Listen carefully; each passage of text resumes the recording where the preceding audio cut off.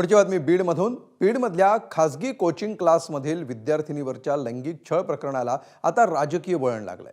या प्रकरणातील संशयित आरोपीवर राजकीय वरदहस्त असल्याचा आरोप धनंजय मुंडेंनी केलाय. धनंजय मुंडेंचा रोख होता तो आमदार संदीप क्षीरसागरांवर. हेच संदीप क्षीरसागर संतोष देशमुख हत्या प्रकरण पेटलेलं असताना मुंडेंवर आरोप करत होते. त्यामुळे राजकारणापासून गेले काही दिवस दूर असलेल्या धनंजय मुंडेंनी सक्रिय झाल्यानंतर आपल्यावरच्या आरोपांचा हिशेब चुकता करायला सुरुवात केली आहे का? पाहूया हा खास रिपोर्ट. धनंजय मुंडेंकडून संदीप क्षीरसागरांची कोंडी. अल्पवयीन मुलीवरील अत्याचारावरून घमासान. आरोपी क्षीरसागरांचा राईट हँड, मुंडेंचा आरोप. बीडमधील संतोष देशमुख हत्या प्रकरणावेळी आमदार संदीप क्षीरसागरांनी धनंजय मुंडेंची कोंडी करण्याचा प्रयत्न केला होता.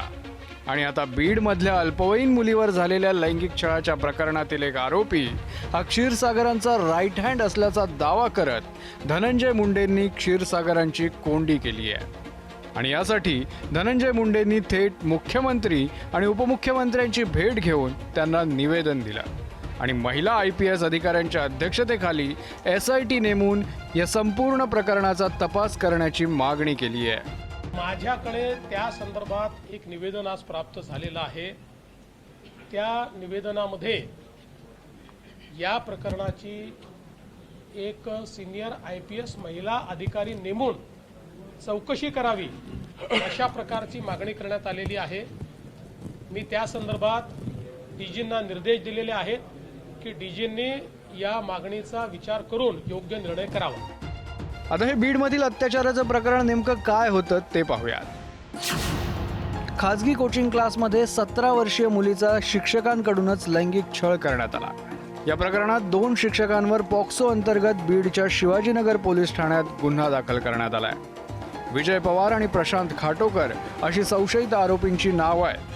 संशयितांना सोमवारी अटक झाली आहे आणि त्यांना 2 दिवसांची पोलीस कोठडी सुनावण्यात आली आहे. आरोपी विजय पवारला राजकीय पाठबळ असल्याचाही आरोप होतोय. धनंजय मुंडेंनी मंत्रिपदाचा राजीनामा दिल्यानंतर अनेक दिवस ते राजकारणापासून दूर होते. मात्र ते सक्रिय झाले आणि त्यांनी थेट क्षीरसागरांवरच निशाणा साधला. या कोचिंगच्या मालकावर आणि पार्टनरवर ज्याचा राजकीय वरदहस्त आहे, जे लोक बीड विधानसभा मतदारसंघाचे आमदार आहेत, हे ह्यांनी मिळून केल्यानं कारस्थान आहे. संदीप क्षीरसागर आज राहतात, त्या घराचा मालक कोण आहे हे आपण शोधून काढावं. शेवटी आपण पण स्वतः जर्नलिस्ट आहात. शोधपत्रिका थोडीशी व्हायला पाहिजे.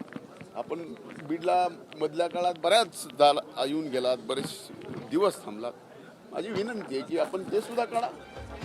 पंकजा मुंडेंनी या प्रकरणात कठोर कारवाईची मागणी केली आहे, तर सामाजिक कार्यकर्त्या अंजली दमानियाही आक्रमक झाल्या आहेत. हा आरोपी असतो, तो राईट लेफ्ट हँड कोणाचा असतो याला अर्थ नाही. शासनाच्या दृष्टीने त्याच्यावर कारवाई तशीच झाली पाहिजे जशी एका अल्पवयीन मुलीवर अत्याचार करणाऱ्या माणसाच्या वर कारवाई झाली पाहिजे. अत्यंत कठोर अशी कारवाई होईल. सगळे एका माळेचे मणी आहेत आणि सगळेच राजकीय दबाव करतात, आपला एक दबदबा तयार करतात आणि त्यातलाच हा एक प्रकार झालेला दिसतोय. म्हणूनच माझी मागणी आहे की संदीप क्षीरसागर यांचा CDR तपासण्यात यावा आणि त्याच्यात जर ते दोषी असतील तर त्यांना नक्कीच SP कावत काही सोडतील असं मला वाटत नाही. पण म्हणूनच त्यांचं चौकशीही झालीच पाहिजे. पण संशयित आरोपींचे केवळ क्षीरसागर यांच्यासोबत फोटो नाही आहेत, तर इतर अनेक नेत्यांसोबतही त्यांचे फोटो आहेत. त्यामुळे त्यांनाही आरोपी करणार का, असा उलट सवाल आमदार सुरेश धसांनी विचारत एक प्रकारे क्षीरसागरांची पाठराखणच केली आहे.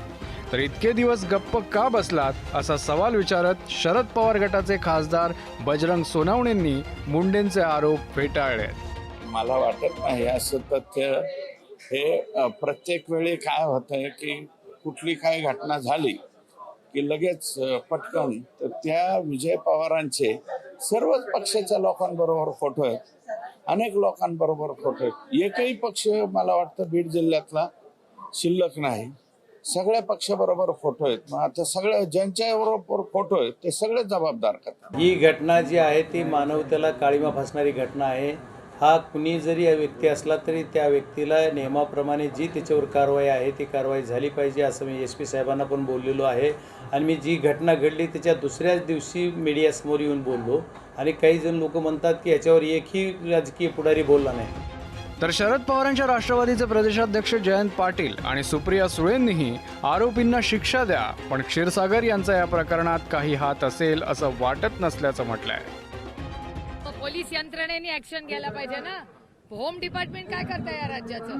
होम डिपार्टमेंटची जबाबदारी आमच्या सगळ्यांची सुरक्षितता करणं. बीडमधल्या गुन्ह्यांच्या घटना दिवसेंदिवस वाढत आहेत. सरपंच संतोष देशमुखांच्या क्रूर हत्येच्या प्रकरणापासून आत्ताच्या शिक्षकांकडून झालेल्या अल्पवयीन मुलीवर अत्याचाराची घटना, गेल्या 6 महिन्यात घडलेल्या या घटनांमुळे बीड जिल्हा वारंवार चर्चेत येतोय.